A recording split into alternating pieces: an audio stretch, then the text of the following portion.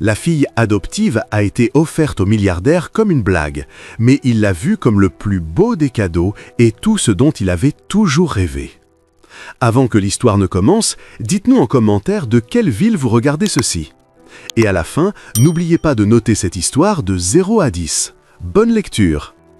Sophie Miller, 23 ans, ses cheveux châtains en bataille à cause du vent froid de l'Atlantique, était à genoux dans le sable mouillé de Portland, poursuivant un exemplaire usé jusqu'à la corde du petit canard qui ne savait pas voler, comme si elle menait une mission de sauvetage international. « Reviens ici !» cria-t-elle au livre qui dévalait la pente sableuse vers les vagues avec une vitesse surprenante pour un objet sans moteur. « Je ne suis pas venue jusqu'à Miami pour te perdre maintenant !» La vague suivante arriva. Sophie se jeta en avant. Raté, le livre continua de glisser. « Tu te fiches de moi » marmonna Sophie en crachant du sable tout en se relevant. « Sérieusement, ça fait 15 ans que tu es avec moi et c'est maintenant que tu décides de faire du surf ?» Elle repartit à la course, trébucha sur sa propre valise, évidemment posée en plein milieu, roula dans le sable comme une boule humaine et finit par effleurer la couverture du bout des doigts. La marée tira, Sophie tira en sens inverse. « Non !» hurla-t-elle en agrippant le livre à deux mains tandis que l'eau glacée lui montait jusqu'aux genoux. « Tu ne me quittes pas, tu es la seule chose qu'il me reste de lui !» Et c'est à cet instant précis, cet instant absolument ridicule où Sophie était trempée jusqu'à la taille, les cheveux collés au visage, du sable dans les endroits les plus inconfortables et accrochée à un livre pour enfants comme à la dernière couverture du Titanic, qu'une main masculine, ferme et définitivement sèche, saisit le livre en même temps qu'elle. Sophie se figea, leva lentement les yeux et croisa le regard le plus calme, le plus curieux et le plus absurdement beau qu'elle ait jamais vu. L'homme était pieds nus, pantalon en lin beige retroussé jusqu'aux chevilles, chemise blanche aux manches relevées, cheveux noirs légèrement ébouriffés par le vent, et cette expression entre « je suis inquiet » et « j'essaie de ne pas rire ». « Ça va ?» demanda-t-il d'une voix grave taillée pour une pub de parfum. Sophie cligna des yeux, encore, puis regarda le livre toujours coincé entre leurs mains, et enfin comprit ce qui se passait. C'était le livre, il s'enfuyait. L'homme haussa un sourcil. « Il s'enfuyait » ? « Oui, répondit Sophie, comme si c'était l'évidence même. Il a un passé, très dramatique. » Pour la première fois, l'homme sourit. Pas un grand sourire, juste ce petit pli au coin des lèvres qui rend le monde un peu plus léger l'espace d'un instant. « Je vois. » Il aida Sophie à se relever tout en tenant toujours le livre, comme s'il s'agissait de quelque chose d'important. Il a l'air précieux. Sophie regarda le livre détrempé, aux pages gondolées, aux bords déchirés et aux illustrations fanées d'un petit canard perdu qui tentait de décoller. « Oui, dit-elle doucement, c'était à mon père. » L'homme ne répondit rien. Il hocha simplement la tête et lui rendit le livre avec précaution, comme on remet un objet sacré. Puis, avant que Sophie puisse lui demander qui il était, le remercier correctement ou au moins enlever le sable de son nez, il recula d'un pas. « Bienvenue à Portland » lança-t-il avec un petit signe de la main avant de s'éloigner sur la plage, comme si sauver des jeunes femmes de livres fugueurs faisait partie de sa routine matinale. Sophie resta plantée là, dégoulinante d'eau de mer, serrant le livre contre elle, le regardant disparaître. « Qu'est-ce qui vient de se passer » murmura-t-elle au petit canard de la couverture. Le canard, bien sûr, ne répondait pas, mais s'il l'avait fait, il aurait probablement dit « Bienvenue dans le reste de ta vie, Sophie ». La veille, la maison du 42 Ashford Street était encore un foyer. Il y avait autrefois des rires au petit déjeuner, des câlins dans le salon, l'odeur des pancakes le dimanche matin. Mais c'était avant. Avant que le père de Sophie ne meure, avant que sa belle-mère, Hélène, ne transforme chaque pièce en territoire hostile, avant que Brianna, sa demi-sœur, ne décide que la vie était un podium où Sophie n'avait pas sa place. Désormais, la maison n'était plus qu'un endroit où Sophie dormait, travaillait et disparaissait.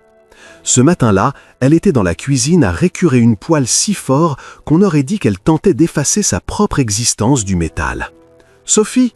La voix aiguë d'Hélène résonna dans le couloir. « Tu as fini la lessive ?»« Oui », répondit Sophie sans lever les yeux. « Et la salle de bain à l'étage ?»« Aussi. »« Et les placards du garde-manger ?» Sophie inspira profondément.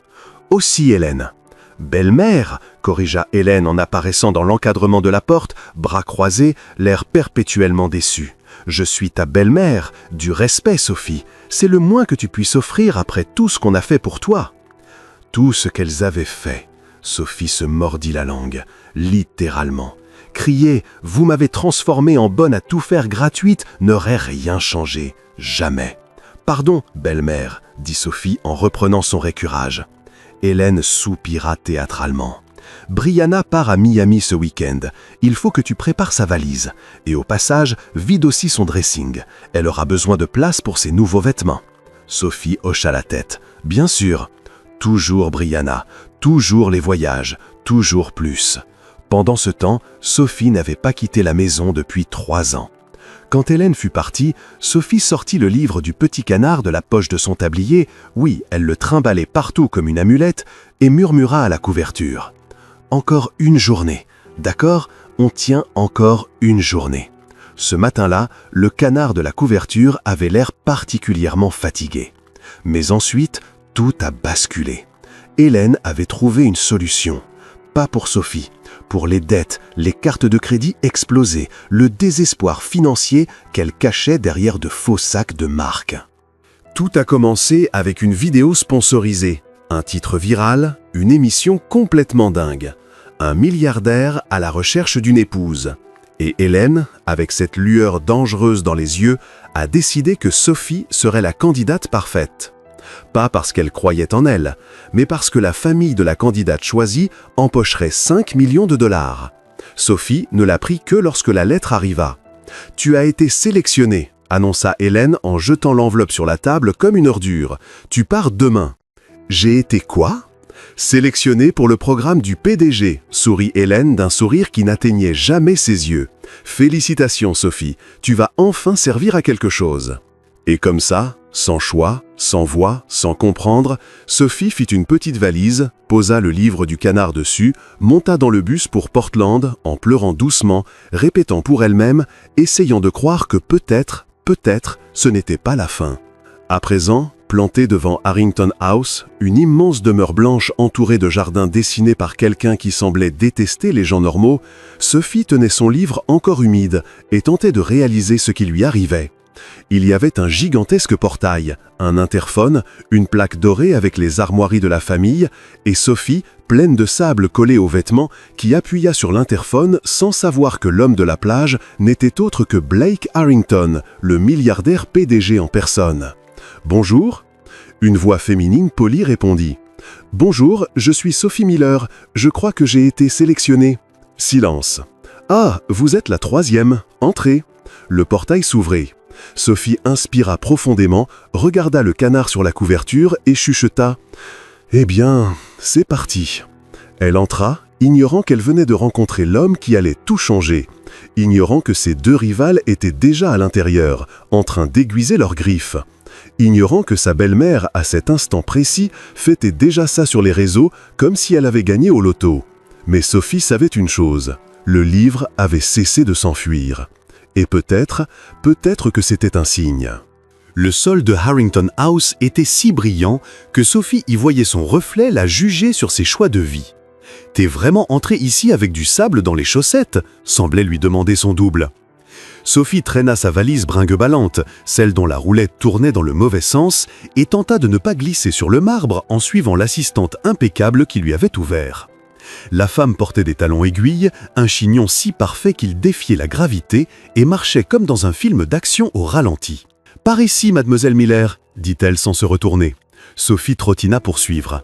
La valise partit à gauche, puis à droite, puis décida de tomber carrément. « Pardon », murmura Sophie à la valise, comme si elle pouvait l'entendre. L'assistante s'arrêta devant 2 énormes portes en bois sculpté qui valaient probablement plus cher que toute la maison d'Ashford Street. Les autres finalistes sont déjà au salon. Elle ouvrit les portes d'un geste théâtral. « Bonne chance !» Et elle disparut. Sophie resta sur le seuil, agrippant la poignée de sa valise, essayant d'assimiler. Le salon était absurde. Plafond assez haut pour y loger un étage supplémentaire. Lustres en cristal dignes d'un palais européen. Canapés blancs si immaculés que Sophie avait peur de seulement les regarder. Cheminée allumée en plein été parce que, visiblement, les milliardaires ne suivaient pas les lois de la physique. Et assises sur ces canapés, avec une posture répétée devant le miroir, elles étaient là. La première était une grande blonde en tailleur blanc sur mesure qui hurlait « Mon avocat coûte plus cher que ton rein ». Elle tenait son verre de vin comme un sceptre. Quand Sophie entra, elle leva lentement les yeux, la scanna de la tête aux pieds et sourit. Pas un sourire cruel, mais clairement calculé. « Oh !» dit-elle d'une voix suave et dangereuse. « Vous devez être la troisième ?» Sophie déglutit. « Salut, je suis Sophie. » Charlotte Davenport, inclina légèrement la tête la blonde. « Enchantée !» La deuxième, assise dans le fauteuil voisin, ne daignait même pas sourire. Cheveux noirs ondulés parfaits, robe rouge moulante, téléphone à la main comme si elle s'apprêtait à ruiner la réputation de quelqu'un. Quand elle posa les yeux sur Sophie, le scan fut si rapide et tranchant que Sophie crut entendre le bip d'un lecteur de code barre. « Vivienne Hartwell », dit-elle sans lever les yeux de son écran. « Vous êtes trempée. » Sophie baissa les yeux. Oui, il y avait encore du sable collé à ses baskets, le bas de son pantalon était mouillé, et ses cheveux, disons qu'ils avaient abandonné toute ambition. « J'ai eu un petit souci à la plage », tenta de sourire Sophie. « Mais c'est bon maintenant. »« Trop mignon », lâcha Vivien d'un ton qui voulait clairement dire l'inverse. Charlotte but une gorgée de vin en étudiant Sophie comme on calcule des probabilités. « Sophie », croisa-t-elle les jambes, « dites-moi, qu'est-ce qui vous amène ici ?» Sophie cligna des yeux. Le bus, silence. Vivien leva enfin les yeux de son téléphone, entre confusion et amusement. Charlotte tout sauta pour masquer un petit rire. « Non, ma chère, je voulais dire, qu'est-ce qui vous a poussé à candidater ?»« Ah, en fait, je n'ai pas candidaté.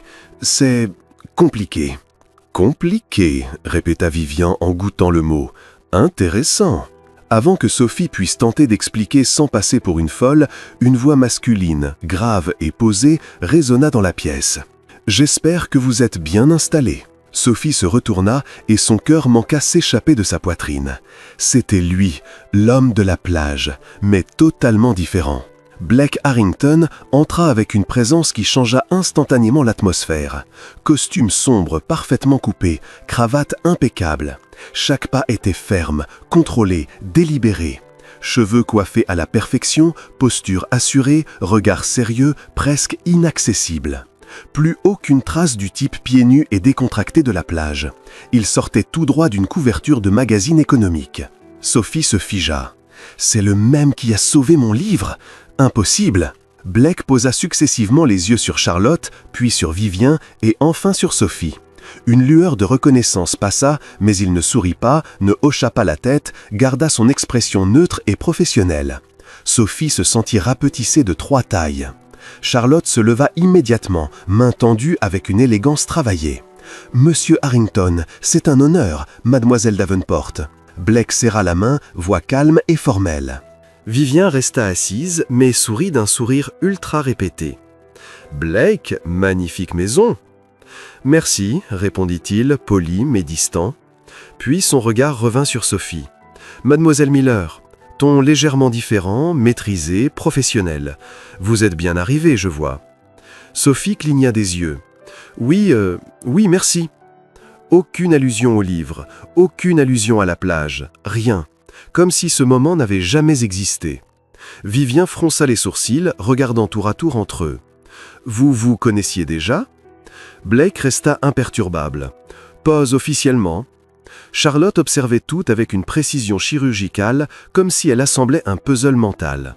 Blake finit par s'approcher de la cheminée, posa une main sur le marbre et les regarda toutes les trois avec une autorité tranquille.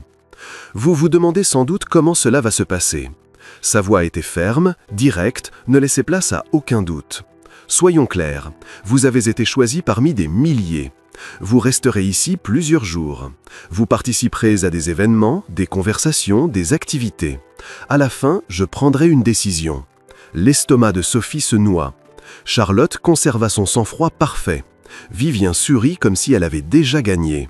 « Faites comme chez vous », conclut Blake avant de quitter la pièce, aussi sûrement qu'il était entré, sans un regard en arrière. Dès qu'il fut parti, Vivien se tourna vers Sophie avec un sourire acéré. « Donc, tu le connaissais déjà ?» Sophie secoua vivement la tête. « Non, on s'est juste croisés rapidement. » « Quelle charmante coïncidence !» lâcha Charlotte d'un ton qui disait clairement le contraire. « Absolument pas », leva Vivien son verre. « Eh bien, que la meilleure gagne !» Sophie regarda ses deux rivales, inspira profondément et murmura pour elle-même. Ah, je suis fichu. Quelque part dans la maison, une porte d'ascenseur s'ouvrit. Puis une voix parla. Bienvenue à Harrington House, 3e étage, suite principale. Bonne journée productive. Sophie se figea. L'ascenseur parle ? Ma chérie, même le frigo parle ici, lança Vivien. C'est là que Sophie comprit qu'elle avait mis les pieds dans un monde où elle n'avait définitivement pas sa place. Mais quelque chose en elle, peut-être le souvenir de cet homme gentil sur la plage, continuait de murmurer que, peut-être, il y avait une chance, même s'il semblait désormais totalement hors de portée. À 19h ce soir-là, Sophie découvrit qu'il existait 6 sortes de fourchettes et qu'elle n'en connaissait aucune. 6, pas 3, pas 4, 6 fourchettes disposées autour de l'assiette comme un test de QI qu'elle allait échouer de façon spectaculaire. Après la réunion au salon et la révélation traumatisante que même les appareils électroménagers parlaient, on lui avait montré sa chambre, plus grande que toute sa maison d'Ashford Street. Elle avait pris une douche rapide, enfilé la seule robe correcte qu'elle avait emportée, une simple robe bleu marine, sans paillettes ni drame, et était descendue pour le dîner. Avant d'entrer dans la salle à manger, elle avait signé le contrat.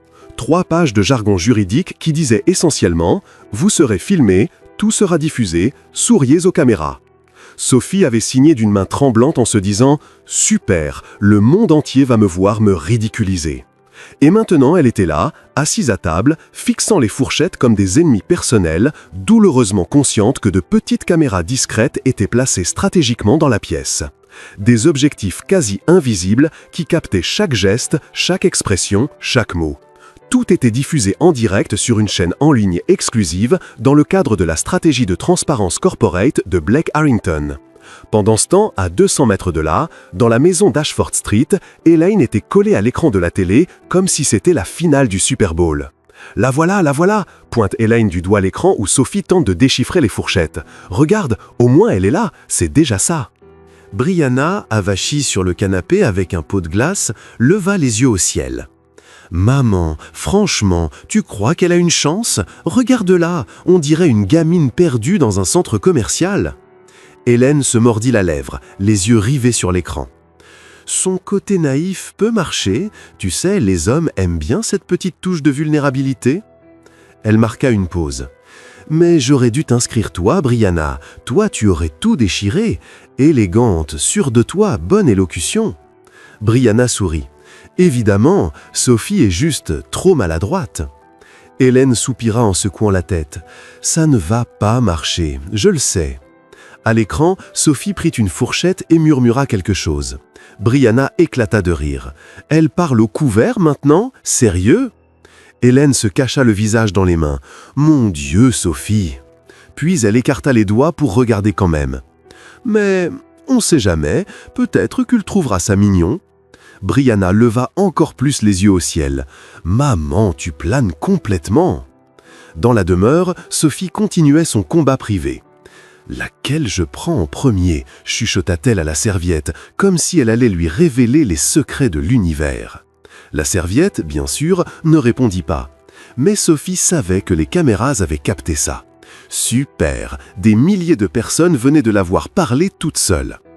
La salle à manger de Harrington House ressemblait à un banquet royal. Nappe blanche immaculée, verre en cristal qui capturait la lumière du lustre comme de minuscules soleils. Assiette en porcelaine si fine que Sophie avait peur de respirer à côté. Et au centre, une composition florale si sophistiquée qu'elle avait sûrement un prénom. Charlotte était assise à la droite de Blake, la posture taillée dans le marbre. Elle tenait son verre de vin avec une élégance qui méritait un cours à l'université. Son tailleur blanc avait cédé la place à une robe champagne, décolleté sage mais puissant. Vivien, à sa gauche, était sublime dans une robe noire ajustée qui faisait écho à l'argenterie. Elle jeta un regard à Sophie, sourit à peine et saisit la fourchette la plus à l'extérieur avec une grâce désinvolte. « Ah, donc on commence par celle-là. » Sophie attrapa la même fourchette, la regarda, fronça les sourcils. « Désolée, chuchota-t-elle à la fourchette, je n'ai jamais fait ça avant. » À Ashford Street, Brianna manqua s'étouffer avec sa glace. « Elle s'est excusée auprès d'une fourchette, » gémit Hélène. « J'aurais dû t'envoyer toi, Brianna, ça va être un désastre. » Charlotte tout sauta pour masquer un rire. Vivien haussa un sourcil. Blake, assis en bout de table, observait tout en silence. Il avait troqué son costume sombre contre un bleu marine encore plus impeccable, si c'était possible. Sa cravate était parfaitement droite, son expression indéchiffrable. Il semblait plus distant qu'au salon, comme s'il portait un masque d'entreprise qu'il ne pouvait plus retirer. Un serveur entra et posa la première entrée devant chacun. Ça ressemblait à une œuvre d'art comestible. 3 feuilles vertes disposées en spirale, un petit rond de fromage de la taille d'une pièce et quelque chose de doré que Sophie n'identifia pas. Salade de roquettes, chèvre fumée et croûte de pistache, annonça le serveur comme s'il présentait une exposition au musée. Sophie regarda l'assiette, puis la fourchette, puis Charlotte qui mangeait déjà avec des gestes précis et délicats. « Ok, tu peux y arriver. C'est juste une salade. Une salade très petite et très chère, mais une salade quand même. Et oui, tu es filmé, ne te plante pas. » Elle coupa un morceau, porta la fourchette à sa bouche et mordit dans le vide. Le fromage avait glissé et était retombé dans l'assiette avec un ploc parfaitement audible. Vivien leva les yeux. Charlotte arrêta de mâcher. Blake ne détourna pas le regard. À Ashford Street, Brianna éclata de rire. « Elle ne sait même pas manger !» Hélène se cacha les yeux. « C'est fini, tout est fini. Il va la renvoyer ce soir. » Sophie sentit ses joues s'enflammer. Les caméras avaient tout capté. Tout le monde avait vu. « Bravo Sophie, tu es officiellement la risée d'Internet. »« Désolée, le fromage a une volonté propre, » dit-elle. Charlotte sourit. « Ça arrive aux meilleurs d'entre nous. »« Menteuse, » pensa Sophie. « Je parie que tu n'as jamais fait tomber un morceau de fromage de ta vie. » Avant que le silence ne devienne trop gênant, Blake parla, sa voix calme tranchant la tension. « J'aimerais commencer par une question simple. » Il posa sa fourchette. « Pourquoi êtes-vous ici ?» Charlotte n'hésita pas. Elle tamponna ses lèvres avec sa serviette, se tourna légèrement vers Blake et répondit avec l'assurance de quelqu'un qui avait répété devant un miroir. « Je crois aux héritages, Blake. Ma famille a toujours valorisé les alliances stratégiques qui profitent aux 2 parties. Je vois ce mariage comme l'occasion d'unir 2 visions puissantes. » Elle sourit. « Et bien sûr, j'ai un profond respect pour ce que vous avez bâti. » Blake hocha la tête, impassible. « Intéressant. » Vivien enchaîna. Elle posa son coude sur la table avec grâce, jamais de façon négligée, et pencha la tête avec un sourire ultra poli. « J'adore ce que vous représentez, Blake. Innovation, force, présence. » Elle marqua une pause théâtrale. « Et je crois qu'à vos côtés, je pourrais amplifier tout cela. Imaginez les possibilités, l'image, les événements, l'impact culturel. Nous serions inoubliables. » Blake but une gorgée de vin. « Je vois. » Puis ses yeux se posèrent sur Sophie. Le silence devint lourd. Charlotte et Vivien la regardaient comme 2 faucons guettant leur proie. À Ashford Street, Hélène se pencha en l'avant. « Dis quelque chose d'intelligent, Sophie. Par pitié, dis n'importe quoi qui ne soit pas ridicule. » Brianna ricana. « Elle va encore parler à sa serviette, tu vas voir. » Sophie déglutit. « Les caméras sont braquées sur toi. Le monde entier regarde. Dis quelque chose d'intelligent, d'impressionnant, qui n'implique pas de fromage fugueur. » Mais quand elle ouvrit la bouche, ce qui sortit fut « Je ne sais pas. » Blake fronça légèrement les sourcils. « Vous ne savez pas ?» Sophie secoua la tête, la panique montant. « Je ne me suis pas inscrite. C'est ma belle-mère qui l'a fait.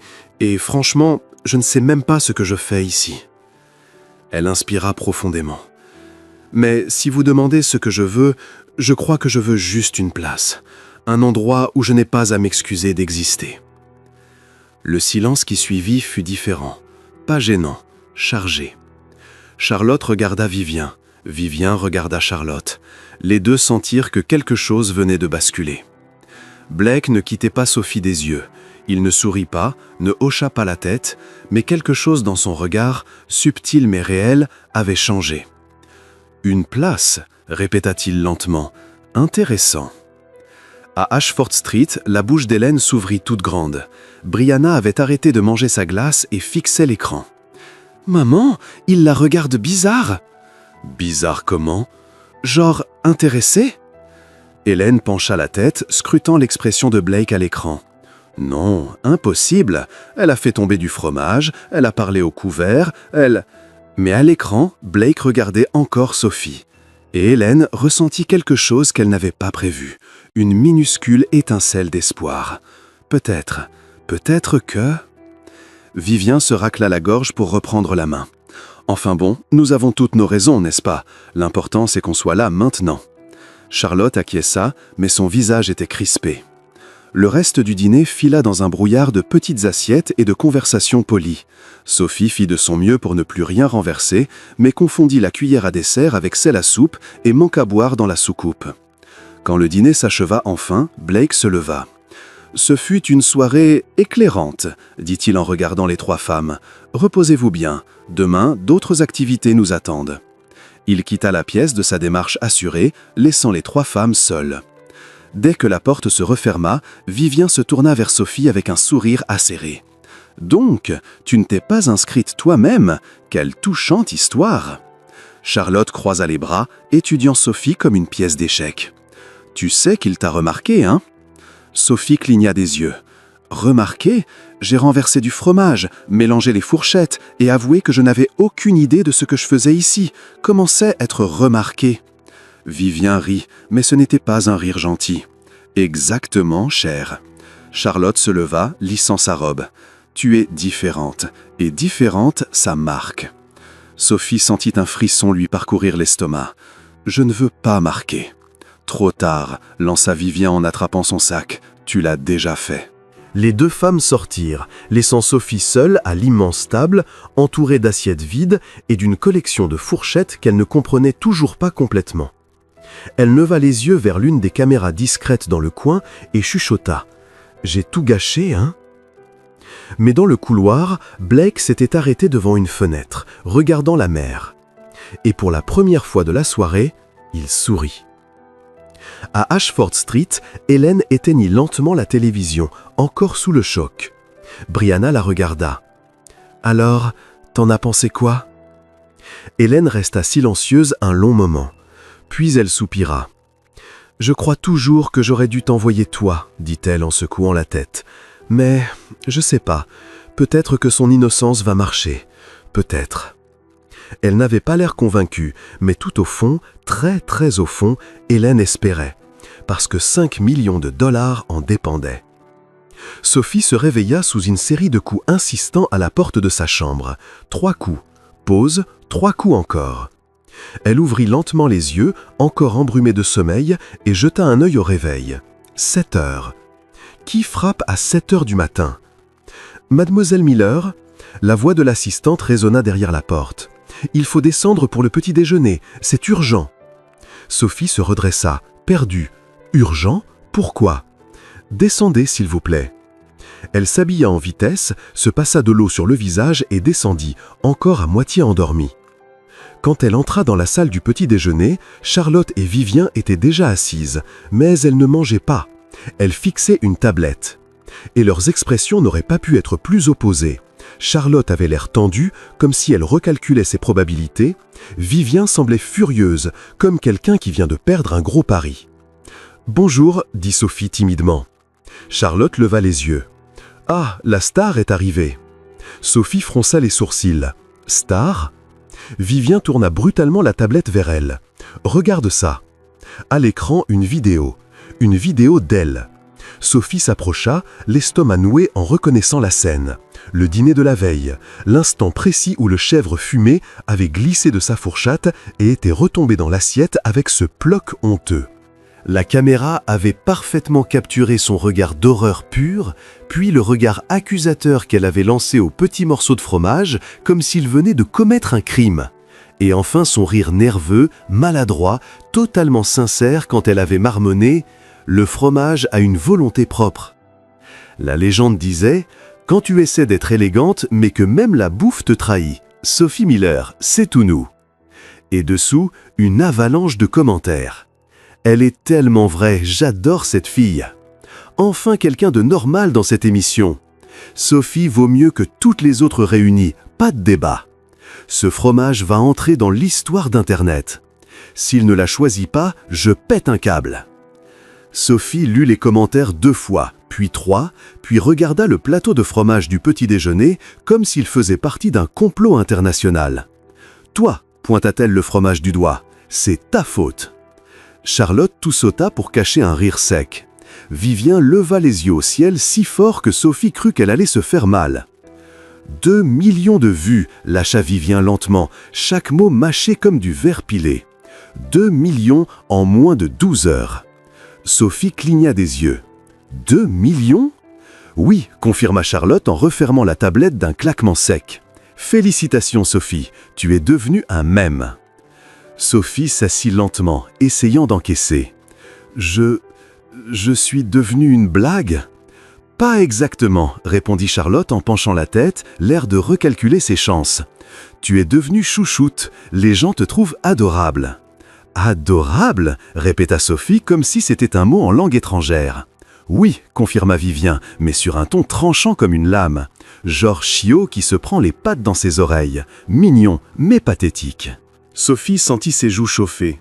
Elle baissait les yeux sur le plateau de fromage et chuchota « Je savais que ça tournerait mal ». Charlotte et Vivien échangèrent un regard rapide et tendu. Avant qu'aucune des deux ne puisse répondre, Blake entra dans la pièce. Impeccable comme toujours, costume gris anthracite, cravate parfaitement droite, posture assurée. Mais il y avait quelque chose de différent dans ses yeux, une lueur amusée. « Bonjour », dit-il en se servant une tasse de café. « Bonjour Blake », répondit immédiatement Charlotte en se redressant, sourire impeccable forcé. Vivien sourit aussi, comme à chaque fois qu'il était là. Calculé, répété, performance parfaite. « Vous avez vu les réseaux sociaux ?» Blake but une gorgée de café. « Oui. » Sophie s'enfonça dans sa chaise, essayant de disparaître littéralement dans son chemisier. Blake la regarda droit dans les yeux. « On dirait que tu t'es fait quelques fans. » Sophie laissa échapper un petit rire nerveux qui ressemblait plus à une toux. « Des fans ? J'ai juste fait tomber du fromage. Ce n'était pas voulu. » « Je sais, » répondit Blake d'un ton neutre, mais avec une petite étincelle dans les yeux. Mais c'était sincère, et les gens réagissent à ça. Charlotte but son jus d'orange si fort que Sophie crut que le verre allait se briser dans sa main. Vivien garda son sourire, mais ses doigts serraient le bord de la table si fort que ses phalanges blanchirent. Sophie, elle, avait l'air complètement perdue. « Donc, il ne se moque pas de moi ?» Blake posa lentement sa tasse, geste délibéré. « Certains, peut-être, mais la plupart rient avec toi. Il y a une différence. » Sophie mit un instant à digérer, puis regarda à nouveau le fromage sur la table. « Peut-être que je devrais te remercier » murmura-t-elle au morceau de fromage. Blake manqua sourire, vraiment. Avant qu'il ne puisse répondre, l'assistante entra précipitamment, tablette à la main, l'air un peu inquiète. « Monsieur Harrington, pardon de vous interrompre, mais le service presse envoie des mises à jour. La chaîne officielle de l'émission a vu une augmentation de 340% de l'engagement en 12 heures. » Elle hésita, jeta un œil à Sophie, et 89% des commentaires mentionnent spécifiquement Mademoiselle Miller. Sophie se figea. « Moi ? Pourquoi ?» L'assistante semblait gênée. « Eh bien, la vidéo est devenue virale. Les gens veulent en savoir plus sur vous. Ils créent des pages de fans. » Vivienne laissa échapper un rire incrédule, presque hystérique. « Des pages de fans à cause d'un morceau de fromage ?» Charlotte serra les dents, mais conserva son sang-froid à grand-peine, les mains crispées sur ses genoux. Blake, lui, resta parfaitement calme. Sa voix sortit posée et maîtrisée. « Compris, continuez à surveiller, mais pas de communiqué officiel pour l'instant. » L'assistante hocha rapidement la tête et quitta la pièce. Blake posa de nouveau les yeux sur Sophie, le regard sérieux cette fois, mais pas froid. « Ça va ?» Sophie secoua lentement la tête, encore en train d'essayer de comprendre. « Je ne comprends pas. Pourquoi les gens s'intéressent à ça ?» Blake fit un pas vers elle, pas trop près, mais assez pour que Sophie sente sa présence. « Parce que tu n'essayes pas d'être quelqu'un d'autre, et c'est rare. » Il quitta la pièce peu après, laissant les trois femmes dans un silence pesant. Le calme qui suivit était tranchant, lourd, presque étouffant. Charlotte parla la première, la voix maîtrisée mais teintée d'une tension contenue. « Félicitations Sophie, on dirait que ta stratégie est plus efficace que je ne le pensais. »« Stratégie ?» Sophie se tourna vers elle, totalement perdue. « Je n'ai aucune stratégie, j'existe, c'est tout. » Vivienne se leva brusquement, attrapant son sac d'un geste rapide et rageur. Et visiblement ça suffit. Elle sortit en refermant la porte avec une violence contenue. Charlotte resta assise encore quelques secondes, observant Sophie avec ce regard analytique et dangereux, comme si elle recalculait tout son plan. « Tu ne le vois vraiment pas, hein ?» dit-elle, à la fois impressionnée et agacée. « Il s'intéresse à toi ?» Sophie cligna des yeux à toute vitesse. « Non, il me parle à peine. » Charlotte esquissa un petit sourire las, presque résigné. Exactement. Elle se leva avec grâce, lissa sa robe et sortit sans se retourner. Sophie resta seule dans la salle du petit déjeuner, entourée d'assiettes vides, de tasses de café encore fumantes et d'un morceau de fromage innocent sur le plateau. Elle le regarda avec un mélange de confusion et de résignation. « Je te jure, chuchota-t-elle doucement, si tu fais encore des vagues, je ne mange plus jamais de fromage de ma vie. » Mais à l'étage, dans le bureau du deuxième, Blake regardait la vidéo virale pour la 3e fois. Et pour la 2e fois ce matin-là, il sourit. Parce que Sophie avait fait quelque chose que Charlotte et Vivien, avec toute leur préparation et leur stratégie, ne pourraient jamais faire. Elle avait été totalement, irrémédiablement elle-même. Et ça, on ne peut pas le feindre. Sophie parlait à un petit canard illustré quand elle se rendit compte qu'elle n'était plus seule. L'après-midi était calme. Le bruit des vagues de l'Atlantique couvrait presque tout. Elle avait quitté la demeure après le petit déjeuner chaotique. Elle avait besoin de respirer, de réfléchir, d'assimiler le fait qu'elle était devenue un mème international à cause d'un morceau de fromage rebelle. À présent, elle était assise pieds nus dans le sable, le vieux livre pour enfants ouvert sur ses genoux, murmurant doucement à l'illustration fanée. « Tu vois, petit canard, toi au moins tu as essayé de voler. Moi, je ne sais même pas ce que je fais ici. » Elle tourna la page. « Je suis devenue virale pour avoir fait tomber de la nourriture. C'est à peu près l'histoire de ma vie. » Le canard, comme toujours, ne répondit pas.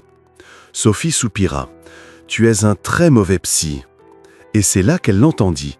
Un rire, bas, masculin, maîtrisé, mais bien réel. Sophie se figea.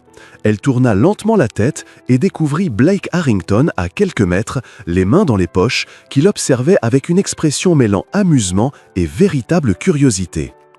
Il ne portait pas de costume, juste une chemise blanche aux manches retroussées et un pantalon sombre. Pieds nus, cheveux légèrement ébouriffés par le vent.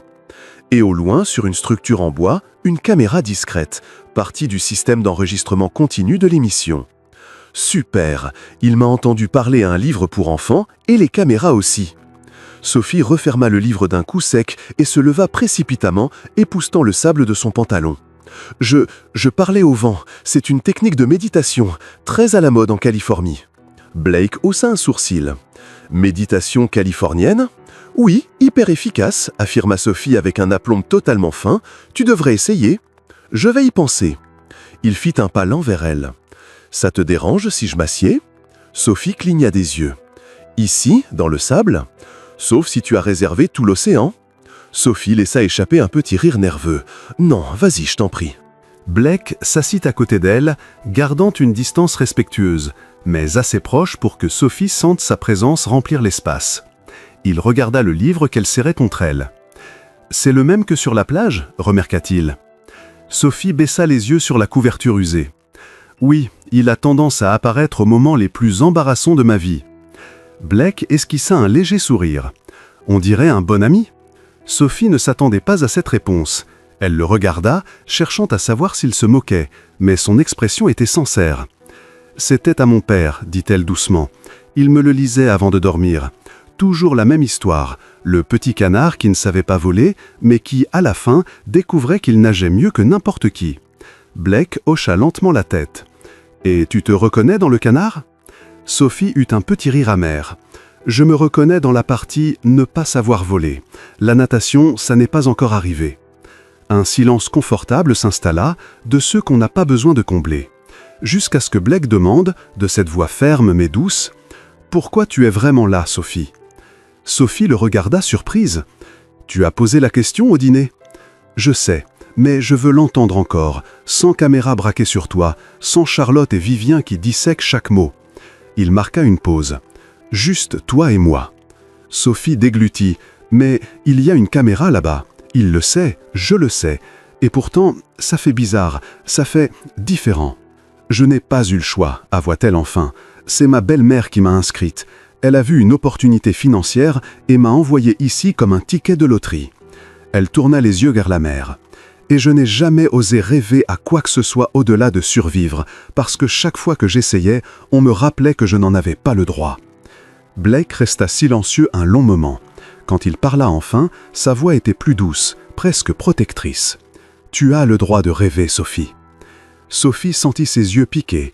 Elle cligna vite des paupières pour retenir les larmes. « Je ne sais même pas de quoi rêver. »« Alors commence petit, » dit Blake. « Un petit rêve, c'est déjà un rêve. » Sophie le regarda et, pour la première fois depuis son arrivée dans cette maison absurde, elle se sentit vraiment vue. Pas comme candidate, pas comme pion, pas comme même virale, juste comme Sophie. Mais avant qu'elle puisse répondre, une voix aiguë trancha le moment. Quelle scène touchante! Vivien se tenait au bord de l'escalier en bois qui descendait à la plage, bras croisés, sourire empoisonné. Charlotte était à côté d'elle, observant tout avec son expression calculée habituelle. Blake se leva lentement, retrouvant instantanément sa posture formelle. Sophie se leva aussi, serrant le livre comme un bouclier. « On discutait, juste, » se défendit-elle. « Bien sûr, » répondit Vivien en descendant les marches d'un pas décidé. « Tellement pratique, une petite conversation privée sur la plage, rien que tous les deux. » Charlotte ne dit rien, mais ses yeux parlaient pour elle. « Tu joues mieux que je ne le pensais. » Blake regarda les trois femmes avec cette expression neutre qu'il arborait en mode PDG. « Rendez-vous dans le Grand Hall à 20h, dit-il d'un ton ferme. J'ai une annonce à faire. » Puis il s'éloigna sans se retourner. À 20h00 précise, les trois femmes étaient assises dans le Grand Hall.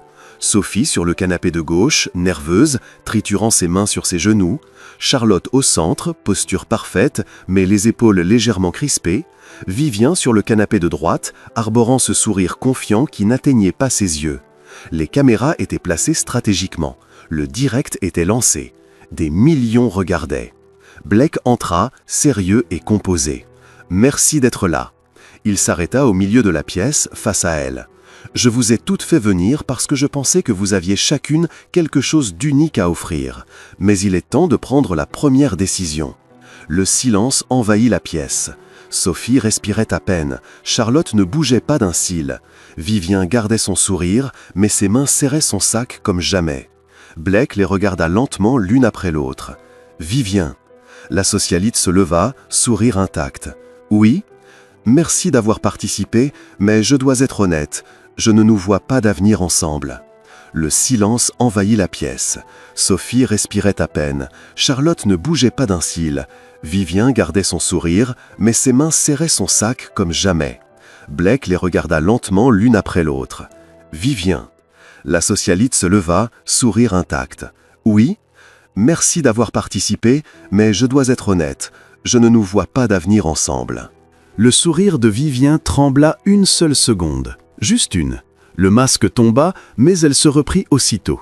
« Je comprends. » Elle récupéra son sac, lissa sa robe. Ce fut une expérience intéressante. Elle jeta un regard à Sophie et Charlotte, tranchant comme du verre. « Bonne chance, les filles. Vous en aurez besoin. » Puis elle sortit la tête haute, même si ses pas étaient bien trop rapides. Blake attendit que la porte se referme. Puis il se tourna vers Sophie et Charlotte. « Il ne reste plus que vous deux. » Le cœur de Sophie s'emballa. Charlotte sourit, mais c'était un sourire dangereux. Maintenant, la guerre était officiellement déclarée. Sophie fixait un micro comme s'il s'agissait d'une créature extraterrestre sur le point d'exploser. Le lendemain matin de l'élimination de Vivien apportait une nouvelle dynamique. Elles n'étaient plus que deux, Sophie et Charlotte. Et la tension dans la demeure était si épaisse qu'on aurait pu la couper au couteau ou peut-être avec une fourchette rebelle qui s'échappe de l'assiette. Blake les avait convoquées toutes les deux à la bibliothèque à 9h. À leur arrivée, elles découvrirent une mise en scène formelle. Longue table, fauteuil en cuir et au centre 2 micros sur des pieds élégants. Des caméras discrètes dans les coins filmaient tout. « Bonjour !» Blake se tenait près de la table, costume bleu marine impeccable, posture irréprochable. « Aujourd'hui, vous allez me présenter une proposition culturelle pour l'entreprise. » Sophie cligna des yeux. « Culturelle ? Oui, Harrington Books a toujours soutenu des initiatives de lecture. Je veux entendre vos idées pour élargir cet impact. » Il désigna les micros. 15 minutes chacune. Charlotte, vous commencez. Charlotte sourit avec assurance et s'avança vers le micro comme si elle montait sur une scène de Broadway.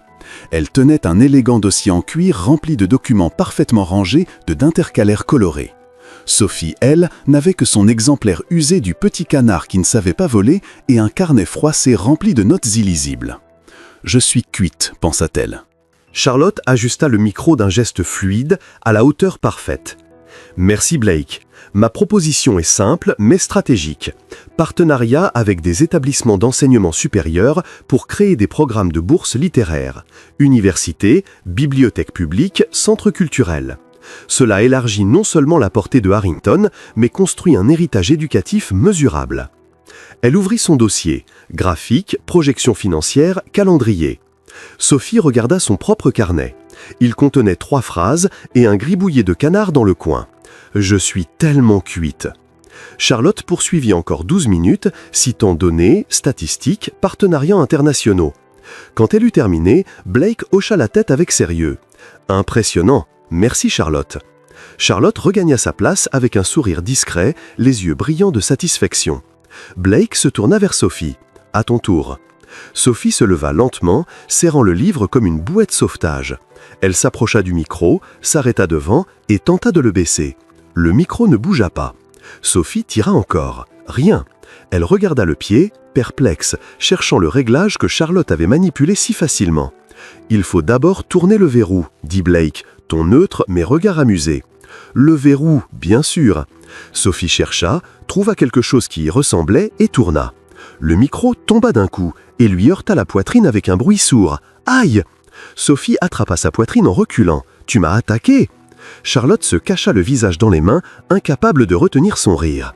Blake s'approcha, ajusta le micro à la bonne hauteur en 2 gestes précis. « Voilà, et c'est maintenant. » Sophie regarda le micro avec méfiance. « Tu me promets qu'il ne va pas recommencer ?»« Promis. » Sophie inspira profondément et s'avança de nouveau, gardant cette fois une distance de sécurité. « Bon, salut, » commença-t-elle, nerveuse. « Je n'ai pas de graphique ni de projection. Je ne sais même pas vraiment ce que c'est, une projection financière. » Charlotte leva les yeux au ciel discrètement.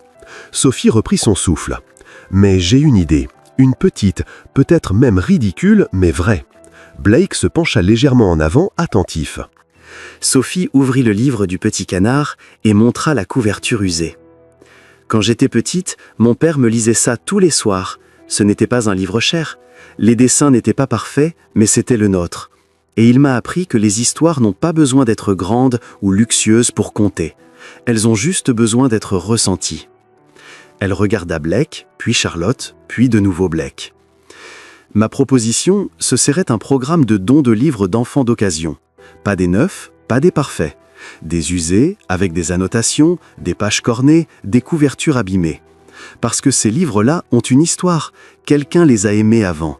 Et quand on donne un livre comme ça à un enfant, on ne lui offre pas seulement une histoire, on lui dit « ça a compté pour quelqu'un, maintenant ça compte pour toi ». Le silence qui suivit fut différent. Charlotte resta immobile, observant Blake avec une attention acérée. Parce que Blake était touché. Pas de façon spectaculaire, pas de larmes.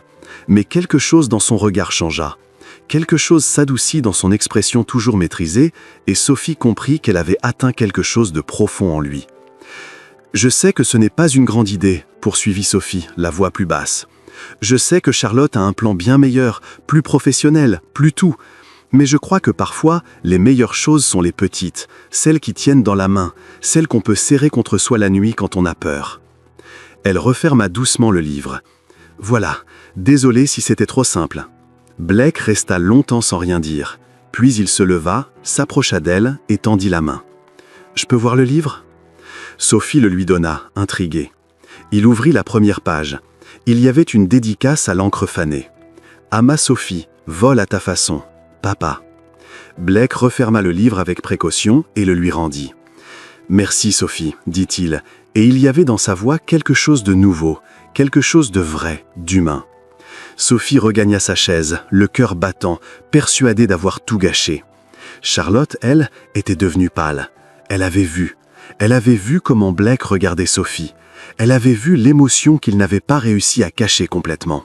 Et pour la première fois depuis son arrivée dans cette maison, Charlotte Davenport eut peur. Blake regarda les 2 femmes. « Merci pour vos présentations. Je vais les étudier attentivement. » Il quitta la bibliothèque en refermant la porte derrière lui. Charlotte se tourna vers Sophie avec un sourire qui n'atteignait pas les yeux. Tu es doué pour ça. Doué pourquoi? Faire semblant de ne pas savoir jouer. Charlotte ramassa son dossier et se leva. Mais je te vois, Sophie, tu es plus stratégique que tu n'en as l'air. Je ne fais semblant de rien, répondit Sophie frustrée. Je suis juste moi-même. Charlotte s'arrêta à la porte et se retourna. Exactement. Et apparemment, ça suffit. Elle partit. Sophie resta seule dans la bibliothèque, regardant le livre sur ses genoux. « J'ai été bien ?» chuchota-t-elle au petit canard de la couverture. Dans son bureau, Blake était assis dans son fauteuil, regardant par la fenêtre, doigts entrelacés. Son assistante entra avec une tablette. « Monsieur Harrington, les réactions en ligne aux présentations sont explosives. » Blake ne se retourna pas. Et 92% des commentaires parlent de la proposition de Mademoiselle Miller. Les gens sont vraiment touchés. Blake ne répondit pas, mais pour la première fois depuis longtemps, un vrai sourire éclaira son visage. Parce que Sophie ne s'était pas contentée de présenter une idée, elle avait montré son cœur. Et il était complètement perdu. 2 jours s'étaient écoulés depuis les présentations culturelles. 2 jours pendant lesquels Charlotte regardait à peine Sophie, encore sous le choc que Blake était été visiblement ému par la proposition simple et sincère de livres d'occasion. Et ce matin-là, la pression était montée d'un cran. Blake avait annoncé qu'une séance photo officielle aurait lieu pour les profils de l'émission dans le cadre de la stratégie de transparence. Sophie et Charlotte, les 2 dernières finalistes, poseraient avec lui devant la cheminée du Grand Hall. Ça paraissait simple, professionnel, maîtrisé, jusqu'à ce qu'un gigantesque vase d'orchidées blanches décide de défier la gravité. Sophie se tenait à côté de Blake, essayant de ne pas avoir l'air mal à l'aise devant les caméras placées stratégiquement dans la pièce. Elle portait une robe bleu clair toute simple qui la faisait paraître encore plus jeune et vulnérable. Son esprit était encore à la bibliothèque, à la présentation, à la façon dont Blake avait tenu le livre du canard comme s'il était précieux. Charlotte, de l'autre côté, était impeccable dans une robe vert émeraude, arborant ce sourire répété qu'elle utilisait comme une armure. Mais sous le sourire, quelque chose avait changé, quelque chose de désespéré. Le photographe ajusta son objectif. « Ok, à 3, 2, crash !» Le vase tomba de la table d'appoint avec un bruit violent. Eau, fleurs, terre et éclats de porcelaine explosèrent sur le sol comme si une catastrophe naturelle venait de frapper la pièce et Sophie se trouvait juste à côté. « Quoi ?» Sophie bondit en arrière, mais trop tard.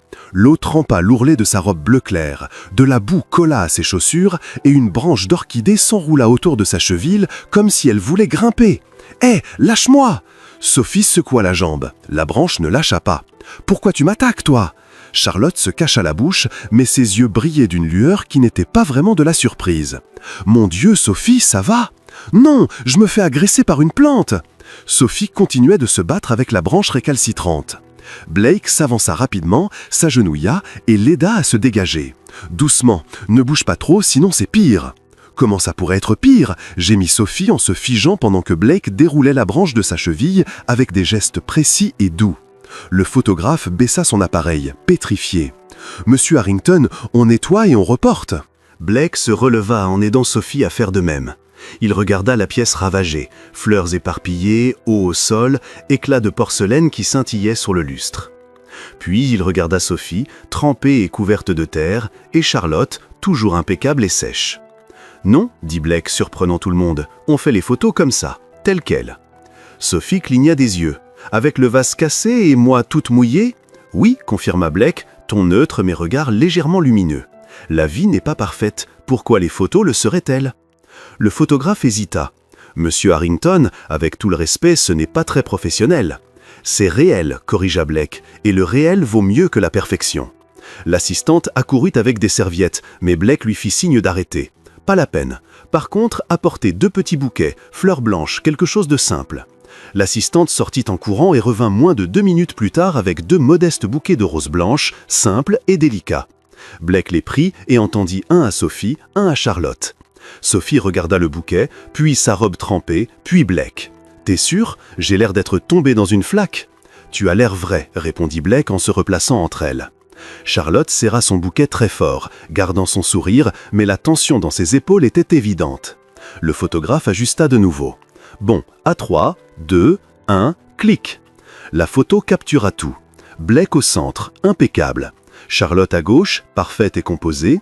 Et Sophie à droite, robe bleu clair tachée d'eau et de terre, cheveux un peu en désordre, tenant son simple bouquet à deux mains comme un trésor. Mais il y avait sur son visage une sincérité, une vulnérabilité authentique qui rendait l'imperfection parfaite. Après quelques autres clichés, Blake congédia tout le monde. « Merci, ce sera tout. » Le photographe partit. L'assistante commença à sortir. Charlotte fit un pas vers la porte, soulagée que ce soit fini. « Charlotte, attends une seconde, » dit calmement Blake. Charlotte s'arrêta, se retourna avec un sourire nerveux. « Oui ?» Blake s'approcha de la table où se trouvait le vase. Sophie remarqua qu'il observait quelque chose avec attention. Pas les éclats, mais le socle du vase cassé. Et là, il le vit. Un fil transparent, presque invisible, encore attaché au socle de porcelaine. L'autre extrémité était nouée autour du pied de la chaise la plus proche, la chaise sur laquelle Charlotte était assise quelques minutes plus tôt, pendant que le photographe installait son matériel. Blake saisit délicatement le fil entre ses doigts. La pièce devint totalement silencieuse. Sophie le regarda, perplexe. « C'est quoi ça ?» Charlotte pâlit visiblement. « Fil de nylon », dit Blake, et sa voix était si froide que la température sembla chuter de 10 degrés. Utilisé pour faire tomber le vase. L'estomac de Sophie se noua. « Quelqu'un l'a fait exprès ?» Blake regarda Charlotte droit dans les yeux. Pas avec une colère explosive, pas avec une accusation théâtrale. Juste une expression calme, calculée, 1000 fois plus effrayante que des cris. « L'autre bout était attaché à ta chaise, Charlotte, » dit-il lentement. Charlotte laissa échapper un rire forcé, nerveux. « Blake, c'est ridicule, n'importe qui aurait pu faire ça. Le personnel de ménage, quelqu'un de la production, même Sophie elle-même pour se faire passer pour la victime. » Le cœur de Sophie battait à 100 à l'heure. « Je ne savais même pas que ce fil existait. » Blake garda les yeux rivés sur Charlotte, impassible. « Sophie est restée à côté de moi depuis qu'on est entré dans cette pièce. Toi, en revanche, tu es arrivé 15 minutes en avance et tu as demandé à rester seule ici pour te préparer mentalement. Ce sont tes mots, pas les miens. » Charlotte tenta de garder son sang-froid, mais ses mains tremblaient. « Ça ne prouve rien. » Blake tendit le fil à l'assistante près de la porte. « Garde ça. » Puis il se tourna vers Sophie. « Ça va ?» Sophie hocha lentement la tête, encore sous le choc. « Je crois, oui. » Blake reporta son regard sur Charlotte, la déception clairement visible. « On doit parler. Maintenant, dans mon bureau. » Charlotte tenta de sourire, mais sa sortie brisée. « Blake, je peux expliquer tout de suite. »« Dans mon bureau, » répéta-t-il, sans laisser place à toute discussion. Blake sortit. Charlotte le suivit, essayant de conserver sa dignité, mais ses pas étaient raides et tendus. Sophie resta seule dans la pièce dévastée, regardant le petit bouquet de roses blanches encore dans ses mains. L'assistante s'approcha doucement. « Mademoiselle Miller, voulez-vous que je vous accompagne pour vous changer ?»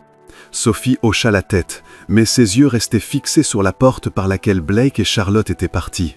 « Elle a vraiment essayé de me faire du mal ?» chuchota-t-elle. L'assistante ne répondit pas, mais son expression parlait pour elle. Sophie regarda les fleurs par terre, la porcelaine brisée, le bouquet dans ses mains. « Je n'avais même pas fait quoi que ce soit cette fois, » murmura-t-elle. « Pourquoi elle a fait ça ?»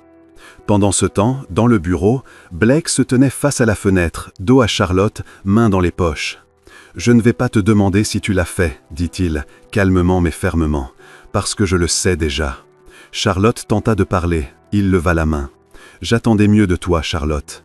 La compétition, c'est sain. Le sabotage, ça franchit une ligne. » Il se tourna et la regarda droit dans les yeux. « Tu pars demain matin. » Charlotte sentit son monde s'écrouler. « Blake, s'il te plaît. »« Demain matin, » répéta-t-il. « Décision définitive. » Charlotte quitta le bureau, essayant de marcher droit. Mais quand la porte se referma derrière elle, elle s'appuya contre le mur, yeux fermés. Elle avait perdu. Et Blake savait exactement ce qu'elle avait fait. La photo avec le vase cassé devint virale en moins de 3 heures. Le lendemain matin de la séance, l'équipe média de l'émission publia les photos officielles sur toutes les plateformes. L'image choisie fut exactement celle-là. Blake au centre, impeccable. Charlotte à gauche, trop parfaite.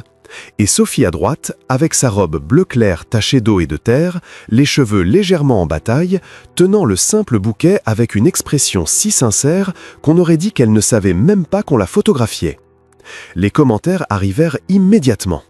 La différence entre essayer d'être parfait et être simplement est énorme sur cette photo. Sophie avec sa robe mouillée est plus vraie que tout ce qu'on a vu dans cette émission. Charlotte a l'air retouchée sur Photoshop. Sophie a l'air de la vie. Je parie qu'il y a une histoire derrière ce vase cassé, et j'ai besoin de savoir. Blake qui regarde Sophie sur cette photo, les gens, il a déjà choisi et il ne le sait même pas encore. Sophie était dans sa chambre, tablette à la main, laissée par l'assistante bien sûr, sous surveillance, règlement du programme, et lisait les commentaires avec un mélange de confusion et de gêne. « Il félicite le fait que je sois trempée et pleine de boue », murmura-t-elle au livre du canard ouvert sur ses genoux. « Ça a un sens pour toi ?» Le canard, comme toujours, resta silencieusement philosophe. On frappa à la porte. Sophie referma la tablette d'un coup, comme si elle s'était fait prendre en faute. « Entrez !» L'assistante ouvrit avec son sourire professionnel impeccable. « Mademoiselle Miller, Monsieur Harrington aimerait vous parler en privé sur la terrasse privée. » Sophie sentit son estomac se nouer. « Maintenant ?»« Maintenant, confirma l'assistante. Et Mademoiselle Miller, les caméras seront positionnées, c'est le règlement de l'émission. Mais elles seront discrètes. » Sophie hocha lentement la tête. Bien sûr, toujours les caméras, toujours en train de filmer. Elle se leva, lissa la robe toute simple qu'elle portait, cette fois sèche et propre, Dieu merci, et suivit l'assistante dans les couloirs jusqu'à une porte vitrée qui donnait sur une vaste terrasse surplombant l'océan. Blake se tenait au bord de la balustrade, regardant la mer. Même sans costume complet, juste une chemise blanche à manches longues et un pantalon sombre, sa posture était raide, maîtrisée. On aurait dit qu'il calculait quelque chose. Comme toujours. Sophie repéra les caméras. 2, placées discrètement dans les coins de la terrasse, objectif braqué pour tout capter. Des millions de personnes vont voir ça, pensa-t-elle, l'estomac de nouveau noué. L'assistant se retira sans bruit en refermant la porte. Sophie resta plantée là, ne sachant pas quoi faire de ses mains. « Tu voulais me parler ?» Blake se tourna. Son visage était neutre, professionnel. Cette même expression froide et calculée qu'il arborait en réunion, en conférence de presse ou sur les photos corporate. « Oui, assieds-toi, je t'en prie. » Il y avait 2 fauteuils en osier avec des coussins moelleux. Sophie s'assit, posa les mains sur ses genoux, essaya de ne pas regarder directement les caméras, mais en ressentait le poids à chaque mouvement. Blake prit place dans l'autre fauteuil, gardant une distance précise, mesurée. Il croisa les mains sur son genou avec exactitude. « À propos d'hier », commença-t-il d'un ton formel. Sophie l'interrompit aussitôt. « Je te jure que je n'ai pas fait tomber le vase, je n'ai même pas touché la table. J'étais figée comme une statue parce que j'avais peur de rater la photo et... » L'incident a été élucidé, coupa Blake de cette voix ferme et égale qui ne travissait aucune émotion. Les preuves ont été examinées. Tu n'étais pas responsable. Sophie cligna des yeux. Il était si formel, si différent de l'homme qui avait tenu son livre avec douceur sur la plage. « Merci, dit-elle doucement. Blake hocha la tête, posture parfaite. « J'aimerais mieux comprendre ton parcours, ton histoire, pour prendre une décision éclairée. » Décision éclairée? Sophie sentit un frisson. Il parlait comme en conseil d'administration. Mais Blake ajouta, d'un ton à peine plus doux, « Parle-moi de toi. Qui tu étais avant de venir ici ?» Sophie jeta un bref regard à une des caméras, puis revint à Blake. Tout le monde allait entendre ça. Sa belle-mère, Brianna, des millions de gens. Mais quand elle croisa son regard, même derrière cette façade composée, elle vit quelque chose. Quelque chose de caché, mais réel. Qu'est-ce que tu veux savoir ? Ta famille, ton enfance, pourquoi tu as accepté de participer ? Dit Blake, gardant un ton professionnel, mais ses yeux trop concentrés pour n'être que stratégie. Sophie inspira profondément et, pour la première fois devant les caméras, devant des millions de personnes, elle se mit à parler. Mon père, c'était tout pour moi. Sa voix était basse mais stable. Il travaillait beaucoup, mais il trouvait toujours le temps de me lire une histoire avant de dormir. Toujours le même livre, Le petit canard qui ne savait pas voler. Blake écoutait en silence, expression neutre. Mais Sophie remarqua qu'il ne détournait pas les yeux une seconde. Quand il est mort, j'avais 13 ans. Et d'un coup, la maison qui était pleine de lumière est devenue lourde. Ma belle-mère, Hélène, elle ne m'a jamais aimé. Un petit rire amer. Et ma demi-sœur, Brianna, elle avait tout. Les études, les vêtements, les voyages. Moi, je m'occupais de la maison, parce que c'est ce que j'étais pour elle, utile. Blake gardait la posture raide, mais Sophie vit ses doigts se crisper légèrement sur son genou. Et quand l'argent a manqué, ma belle-mère a vu cette émission, a vu une chance de gagner 5 millions et m'a inscrite. Sophie regarda Blake droit dans les yeux. Je n'ai pas choisi d'être ici. Elle m'a envoyé comme un ticket de loterie. À Ashford Street, Elaine regardait le direct, figée sur le canapé. Brianna à côté, bouche ouverte. Elle raconte tout, chuchota Brianna. Elaine ne répondit pas, des millions de gens écoutaient. Sur la terrasse, Blake resta longtemps silencieux. Quand il parla enfin, sa voix était maîtrisée, formelle. « Et qu'espères-tu obtenir ici? Quel est ton objectif final ?» Objectif final? Sophie manqua éclater de rire. Il parlait comme un PDG qui validait un projet. Je veux juste une place où je n'ai pas à m'excuser d'exister. Une place où je peux être assez. » Blake hocha la tête, expression inchangée. Compréhensible. Mais pendant une fraction de seconde, si brève que les caméras l'auraient presque raté, quelque chose changea dans ses yeux, quelque chose de doux, d'humain. « Tu es assez », dit-il. Et même si le ton restait neutre, les mots avaient du poids. Sophie laissa échapper un petit rire nerveux. « Je fais tomber du fromage, je me bats avec des micros, je parle à des livres, comment c'est assez ?» Blake garda sa posture rigide, mais répondit. « L'authenticité est un atout précieux. Tu ne joues pas, c'est rare. » « Atout précieux ?» Sophie leva presque les yeux au ciel. Il était tellement en mode PDG. Je croyais que les PDG n'avaient pas de mode humain. Genre, vous êtes programmé uniquement en sérieux et intimidant. Blake haussa un sourcil, gardant le contrôle de son expression. Le mode humain existe. Il n'est simplement pas adapté à tous les contextes. Dans ce contexte, il l'est, demanda Sophie. Blake la regarda longuement. Puis, d'une voix basse mais assurée, « J'évalue. » Le silence qui suivit fut lourd. À l'intérieur, derrière la porte vitrée, Charlotte regardait tout par la fenêtre. Elle voyait Blake raide, composé, formel, mais elle voyait aussi la façon dont il regardait Sophie, comme s'il retenait quelque chose. Et Charlotte savait qu'elle avait déjà perdu. Parce que derrière ce masque froid, Blake ressentait quelque chose de vrai. Et Sophie était la seule capable de percer cette armure. Les commentaires en ligne explosèrent. Blake essaie de faire le froid, mais ses yeux ne mentent pas. Il a dit « Tu es assez » et j'ai senti ça jusqu'ici. Charlotte, qui regarde par la fenêtre, elle sait qu'elle a perdu. La belle-mère voit être en train de péter un câble là. Et à Ashford Street, Hélène éteignit la télé d'une main tremblante. Le monde entier était désormais du côté de Sophie. 3 jours s'étaient écoulés depuis la conversation sur la terrasse. 3 jours où Charlotte sortait à peine de sa chambre, encore sous le choc que Blake ait regardé Sophie comme il ne l'avait jamais regardée elle. 3 jours où Sophie essayait de comprendre ce que ça voulait dire quand quelqu'un vous appelait « atout précieux » sur ce ton-là. Et ce soir-là, lors du grand bal caritatif annuel de la Fondation Harrington, Sophie était prisonnière d'une robe qu'elle n'avait pas choisie et de chaussures qui la détestaient clairement. « J'ai l'air d'un sapin de Noël », marmonna-t-elle devant le miroir de la chambre.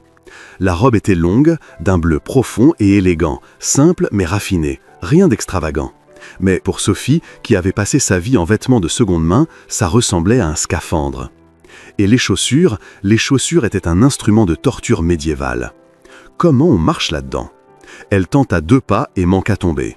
C'est un test d'équilibre ou une soirée mondaine? Elle regarda le livre du canard posé sur la commode. Toi, t'as de la chance, t'as pas de pied. On frappa à la porte. Mademoiselle Miller, la voix de l'assistante. Monsieur Harrington vous attend dans le grand hall. Les caméras sont déjà prêtes pour filmer les entrées. Évidemment, les caméras, toujours les caméras. Sophie inspira profondément, attrapa une petite pochette, vide, qu'est-ce qu'elle y mettrait, le livre du canard, et ouvrit la porte. L'assistante sourit. Vous êtes magnifique. J'ai l'air de pouvoir tomber à tout moment. Ça aussi, mais toujours magnifique. Le grand hall avait été transformé en conte de fées corporate. Lustres immenses, tables ornées de compositions florales sobres, aucune attachée avec du fil de pêche, Sophie vérifia, Quatuor à cordes en live et des invités, beaucoup, en robes de soirée et smokings qui valaient probablement plus cher que toute la maison d'Ashford Street. Les caméras étaient parfaitement placées, une à l'entrée principale pour les arrivées, 2 sur les côtés, une discrète en hauteur pour le plan large. Tout était diffusé en direct. Sophie descendit l'escalier lentement, cramponnée à la rampe comme si sa vie en dépendait. Blake était au centre du hall, dos à l'escalier, en pleine conversation avec un groupe de cadres. Smoking impeccable, comme taillé pour lui seul, cheveux parfaitement coiffés, posture forte, expression composée, professionnelle. Un des cadres leva les yeux, aperçut Sophie qui descendait et sourit. Il dit quelque chose à Blake. Blake se retourna, et les caméras captèrent tout. La façon dont il s'arrêta net au milieu de sa phrase, la façon dont ses yeux se fixèrent sur elle et ne purent plus en détacher, la fraction de seconde, juste une, où le masque corporate tomba complètement, révélant quelque chose de brut, de sincère, de surpris. Une expression que Blake Harrington n'avait jamais montrée devant une caméra. De l'admiration pure. Les monteurs de l'émission marquèrent plus tard ce moment comme le 2e plus vu de la saison. Sophie sentit ses joues chauffer sous ce regard et manqua trébucher sur la dernière marche. Blake se reprit rapidement, remit son masque neutre, mais le mal était fait. Les caméras avaient vu, Internet avait vu. Il s'excusa brièvement auprès du groupe et marcha vers elle d'un pas mesuré, contrôlé. « Tu es… » commença-t-il, puis s'arrêta comme s'il cherchait le mot juste dans son vocabulaire corporate poli, un mot qui ne le rendrait pas trop vulnérable. « Mal à l'aise », proposa Sophie, « parce que je le suis. Ces chaussures sont des instruments de torture médiévaux. » Blake manqua sourire, vraiment. J'allais dire magnifique. Sophie cligna des yeux. Ah, mais mal à l'aise, ça marche aussi. À Ashford Street, Brianna pointa l'écran du doigt. Maman, t'as vu sa tête? Il bavait carrément. Hélène se pencha en avant, les yeux brillants. J'ai vu, j'ai tout vu. Avant que Sophie ne puisse répondre, Charlotte apparut de l'autre côté de la salle. Elle était sublime, longue robe rouge ajustée, décolleté élégant, cheveux relevés en chignon sophistiqué, bijoux discrets mais hors de prix, et ce sourire, celui sûr de soi de quelqu'un qui croit encore pouvoir gagner. Elle marcha droit sur Blake, ignorant totalement Sophie, parfaitement consciente que les caméras suivaient chacun de ses gestes. « Blake !» Elle tendit la main avec une grâce travaillée. « Tu es superbe !» Blake serra la main poliment, mais sans le regard qu'il avait posé sur Sophie. « Charlotte, tu es très élégante aussi. » Charlotte retint sa main une seconde de trop. « Je me disais qu'on pourrait danser plus tard. J'aimerais beaucoup parler en privé. » Blake hocha la tête, neutre. « Peut-être. » Charlotte lança à Sophie un regard rapide qui disait clairement « Ce n'est pas fini ». Puis elle s'éloigna saluer d'autres invités, parfaitement consciente que les caméras la suivaient toujours.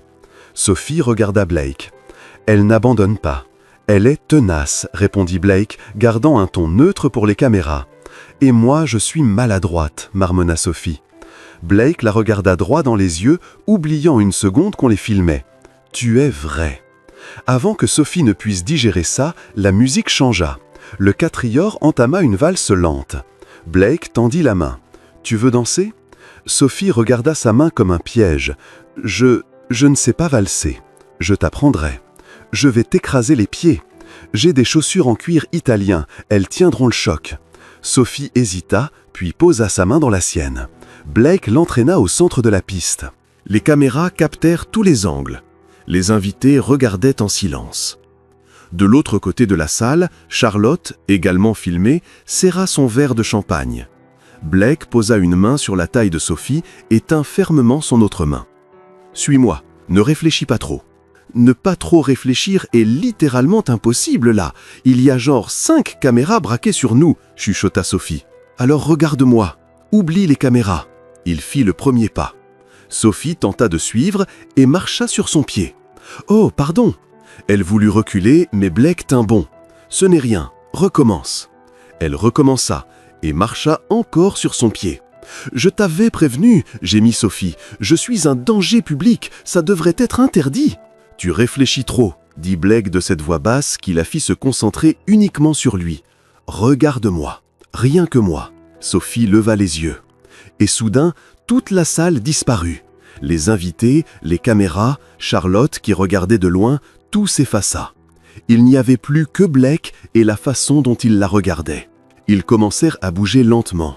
Sophie ratait encore un pas de temps en temps, mais Blake rattrapait avec fluidité, passion, presque souriant. « Tu vois » murmura-t-il, « tu danses ?»« Je marche en rythme » corrigea Sophie, « c'est différent. » Blake sourit, un vrai, petit mais sincère. Les caméras le captèrent aussi. Et c'est là que ça arriva. La musique ralentit. Blake la rapprocha légèrement. Le cœur de Sophie s'emballa. Ils étaient si proches qu'elle voisait chaque détail dans ses yeux. La façon dont il posa une seconde le regard sur ses lèvres avant de revenir à ses yeux. Toute la salle et des millions de téléspectateurs retinrent leur souffle. Blake se pencha de quelques centimètres. Sophie ferma les yeux et... « Monsieur Harrington !» Un homme en costume gris surgit de nulle part, sourire immense, totalement inconscient du moment qu'il ruinait. « Il nous faut une photo avec les grands donateurs tout de suite, c'est urgent !» Blake se figea, inspira profondément, ferma les yeux une seconde, invoquant clairement une patience qu'il n'avait pas. « Bien sûr, dit-il, la voix calme mais tendue. Une seconde. » L'homme le tirait déjà par le bras. « Juste une petite. Allez, viens, viens !» Blake regarda Sophie. Dans ses yeux, frustration, regret, promesse silencieuse. « Je reviens, dit-il. » Et il fut entraîné de l'autre côté de la salle. Sophie resta seule au milieu de la piste, essayant de réaliser ce qui avait failli se passer. « J'ai failli, on a failli, » murmura-t-elle. Charlotte apparut à côté d'elle, sourire glacial. « Presque, ça ne compte pas, ma chère. » Sophie la regarda. « Tu n'as toujours pas abandonné. » « Je n'abandonne jamais, Sophie, » répondit Charlotte, voix basse mais tranchante. « J'adapte. » Elle s'éloigna, laissant Sophie plantée là. À Ashford Street, Hélène était collée à l'écran. « Il allait l'embrasser !» hurla Brianna. « Maman, il allait l'embrasser !» Hélène sourit, un sourire cupide et calculateur. 5 millions, Brianna, 5 millions, ou un baiser à ça près. Dans la salle de bal, Sophie regarda Blake, coincé à faire des photos avec des donateurs importants, visiblement agacé, le corps tendu. Puis il tourna les yeux vers elle. Et Sophie sut que ce n'était pas fini. Au contraire, ça ne faisait que commencer. Le lendemain matin du bal, une lumière froide et claire entrait par les fenêtres du bureau. Sophie était assise dans un fauteuil en cuir, les mains moites, vêtue d'un ensemble beige tout simple qui la faisait paraître encore plus jeune. Charlotte, dans le fauteuil voisin, était impeccable en tailleur blanc, dos droit, menton relevé, comme si elle s'apprêtait à signer un contrat à plusieurs milliards, ce qui, techniquement, était le cas.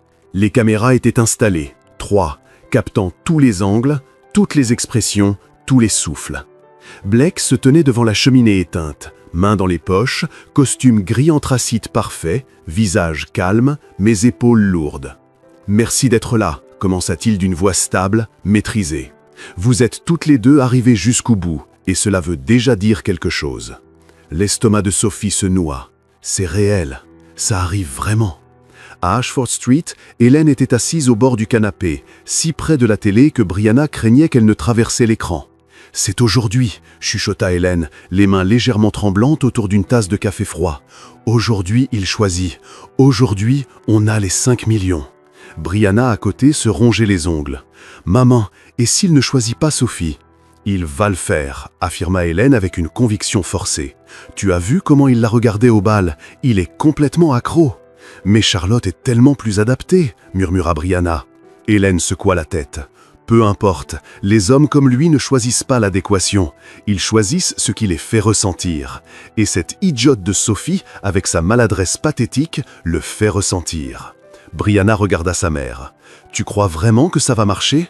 Hélène sourit, le même sourire cupide et calculateur. « 5 millions, Brianna. 5 millions, ça efface toutes les dettes. Ça achète une nouvelle maison. Ça te met dans l'université privée que tu voulais. Tout !» Elle serra la tasse plus fort. Sophie va enfin servir à quelque chose. Dans le bureau, Blake regarda d'abord Charlotte. « Charlotte, voulez-vous dire quelques mots ?» Charlotte se leva avec une grâce travaillée, lissa son tailleur et se tourna vers Blake avec ce sourire assuré qu'elle avait perfectionné pendant des années. « Blake, commença-t-elle, voix ferme et claire, je suis venue ici avec un objectif clair, construire quelque chose de plus grand que nous deux pris séparément.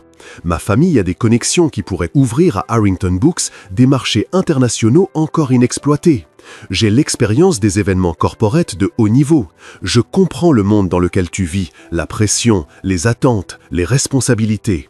Elle marqua une pause calculée. « Je peux être ta partenaire, pas seulement ton épouse, ta partenaire stratégique. Ensemble, nous pourrions bâtir un empire qui durerait des générations. » C'était un discours parfait, poli, puissant, convaincant. À Ashford Street, Hélène ricana. « Trop technique, trop froid, il ne veut pas ça. » Blake hocha la tête, impassible. « Merci Charlotte. » Charlotte se rassit, croisa les jambes avec grâce, mais Sophie remarqua que ses mains étaient crispées sur ses genoux. Blake se tourna vers elle. « Sophie ?» Sophie se leva lentement, les genoux tremblants. Elle fouilla dans la poche de son manteau, cherchant quelque chose qui n'y était pas. Elle fronça les sourcils. « J'avais des notes, » avoua-t-elle en vérifiant l'autre poche. « J'avais écrit genre 3 pages, mais je crois que je les ai laissées dans ma chambre, ou dans l'autre manteau, ou je les ai perdues. » À Ashford Street, Brianna gémit. « Elle a perdu ses notes? Sérieux ?» Hélène se pencha en avant. « Chut, laisse-la parler. » Charlotte esquissa un petit sourire. Blake, étonnamment, sourit presque aussi. Sophie inspira profondément. « Bon, tant pis, pas de notes. » Elle regarda Blake, puis Charlotte, puis de nouveau Blake. « Je n'ai pas de connexions internationales, à peine nationales. Je ne sais pas organiser des événements d'entreprise. J'ai déjà du mal à organiser ma propre vie. Et je ne comprends définitivement pas le monde dans lequel tu vis, Blake, parce que jusqu'à il y a une semaine, je pensais que le vin rouge, c'était juste du vin qui était rouge par hasard. » Charlotte leva discrètement les yeux au ciel. Sophie continua, la voix plus forte. « Mais il y a une chose que je sais. Je sais ce que c'est d'être invisible toute sa vie. Je sais ce que c'est de se réveiller tous les matins en pensant qu'on ne compte pas, qu'on n'a aucune valeur, qu'on n'existe que pour servir les autres. » Elle regarda Blake droit dans les yeux. « Et depuis que je suis ici, pour la première fois de ma vie, quelqu'un m'a vu. Pas comme un problème, pas comme un fardeau, mais comme une personne. » À Ashford Street, Hélène était littéralement collée à l'écran. « Oui, oui, continue, Sophie. » Blake ne détournait pas le regard. Sophie déglutit, les yeux piquants. « Je ne sais pas si je suis le bon choix. Je ne sais pas si je peux être une partenaire stratégique ou aider à bâtir un empire. Mais je sais que si tu me choisis, je me réveillerai tous les jours reconnaissante d'avoir été vue. Et je te verrai en retour, vraiment. Pas le PDG, pas le milliardaire. Toi, l'homme qui a tenu mon livre sur la plage comme s'il était important. L'homme qui a dansé avec moi même quand je lui ai marché sur les pieds 5 fois.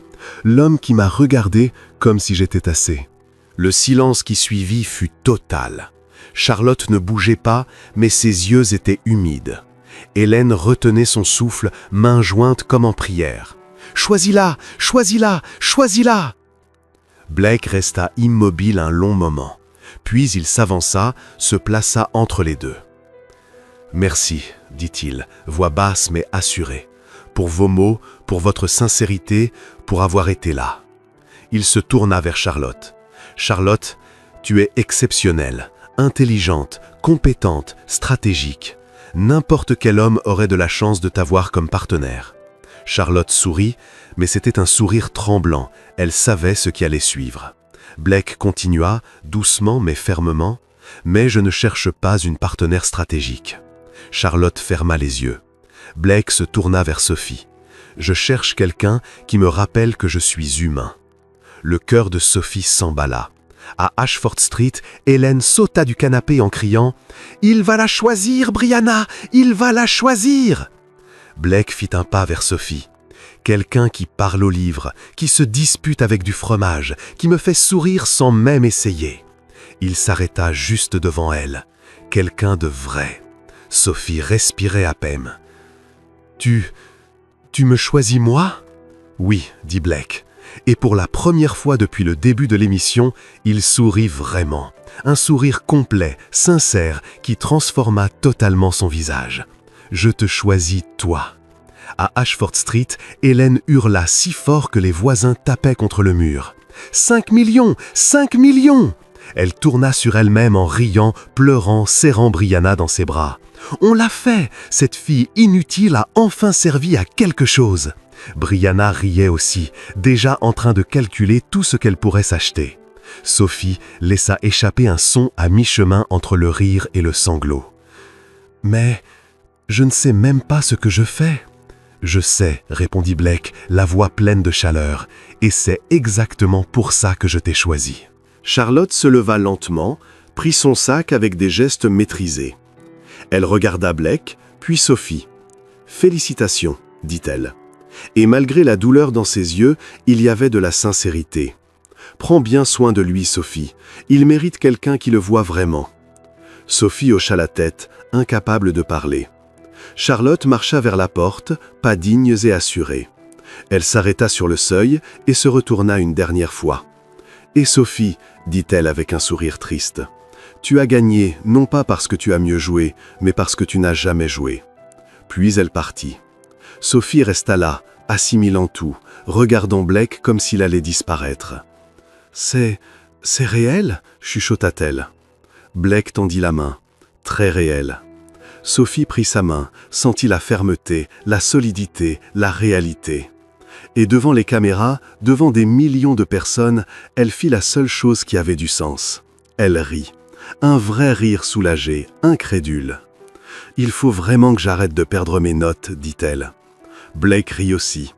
Et pour la première fois depuis longtemps, ce rire ne sonnait pas forcé. Il sonnait comme chez soi.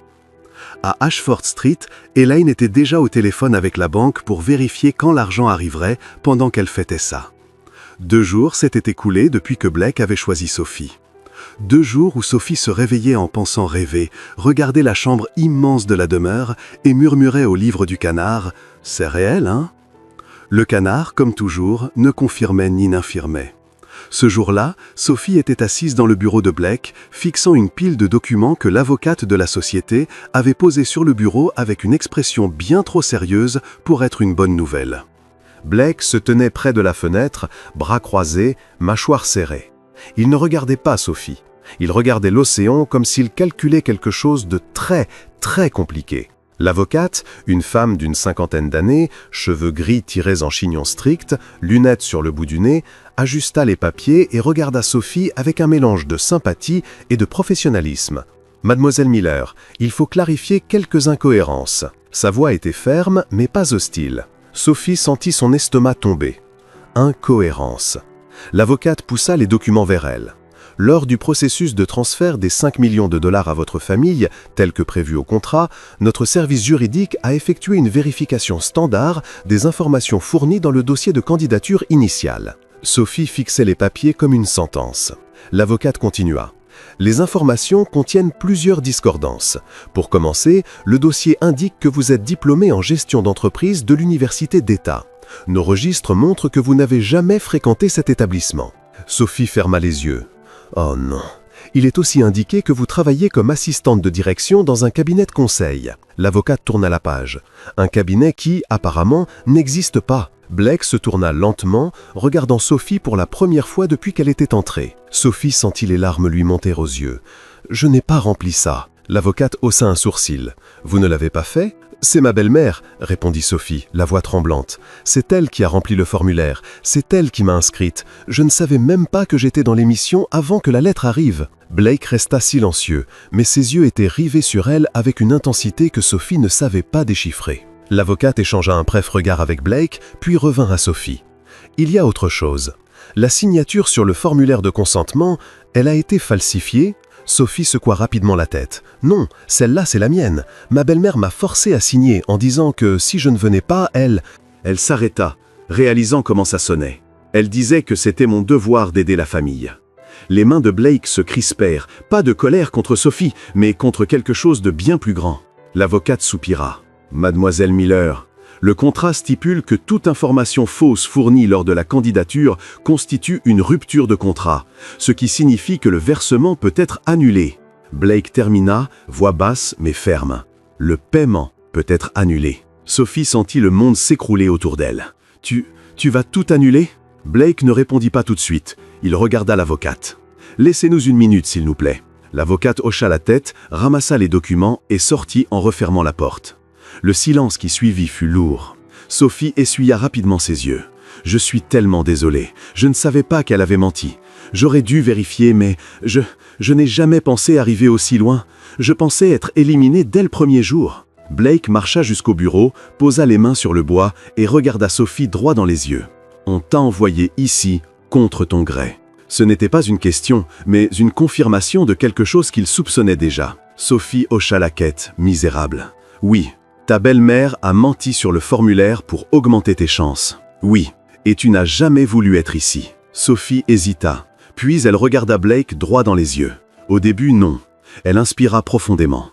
Mais ensuite, je t'ai rencontré, et j'ai voulu rester. Blake resta silencieux un long moment. Puis, à la surprise de Sophie, il laissa échapper un petit rire sans joie. « Donc ta belle-mère a menti, manipulé, falsifié des informations et pensait quand même toucher 5 millions ?» Sophie ne savait plus si elle devait rire ou pleurer. Elle a toujours été optimiste.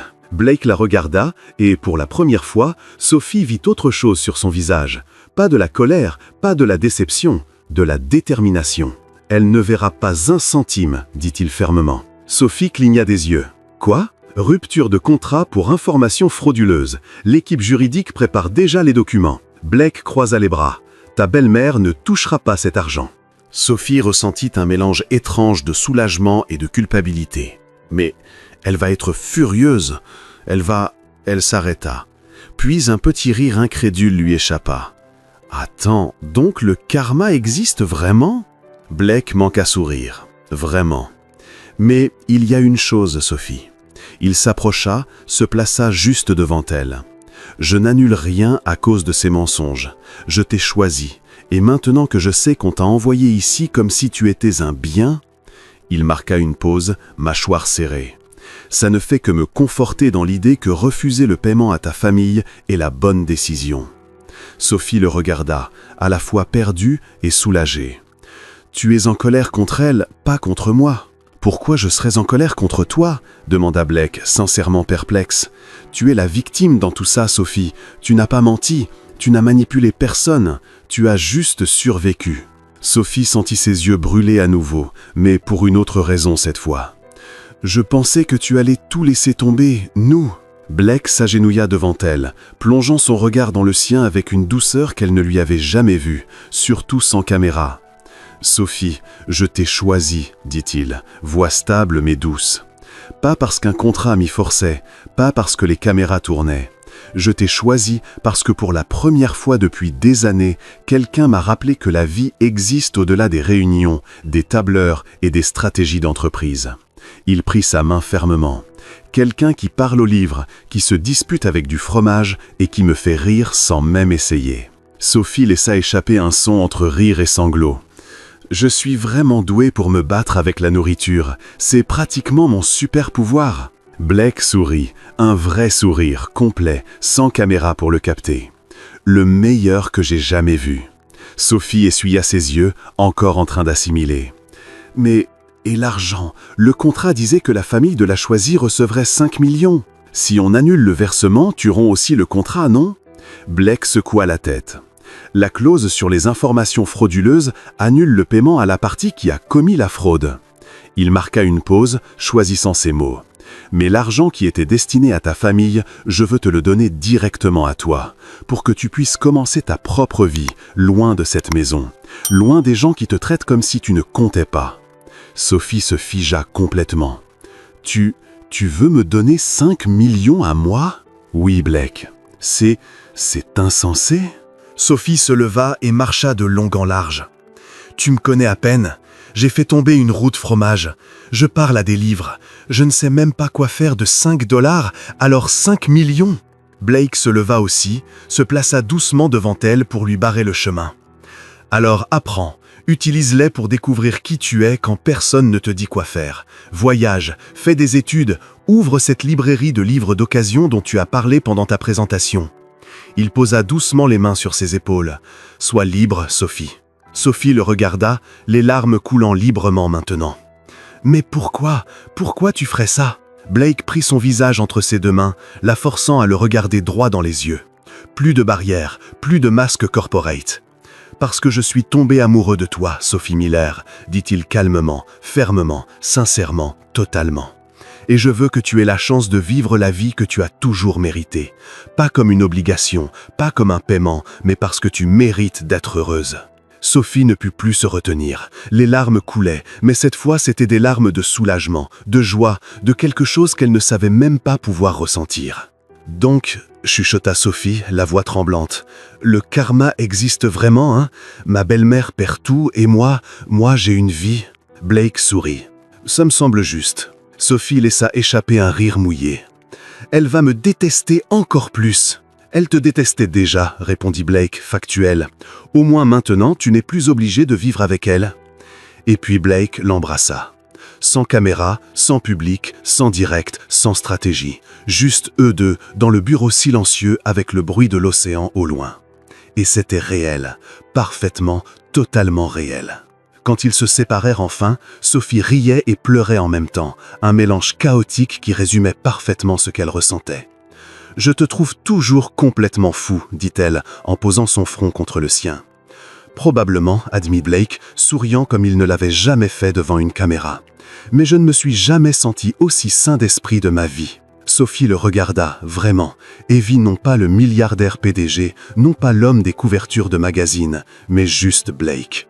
L'homme qui avait tenu son livre sur la plage, qui avait dansé avec elle même après qu'elle lui eût marché 5 fois sur les pieds, qui l'avait vue quand elle était invisible. « Alors, qu'est-ce qui se passe maintenant » demanda Sophie.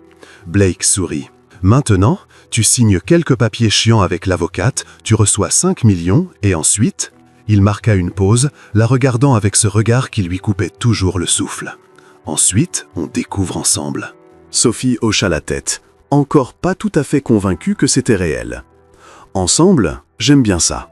Moi aussi. » Mais à Ashford Street, à cet instant précis, le téléphone d'Hélène sonna. Numéro corporate, sérieux, formel.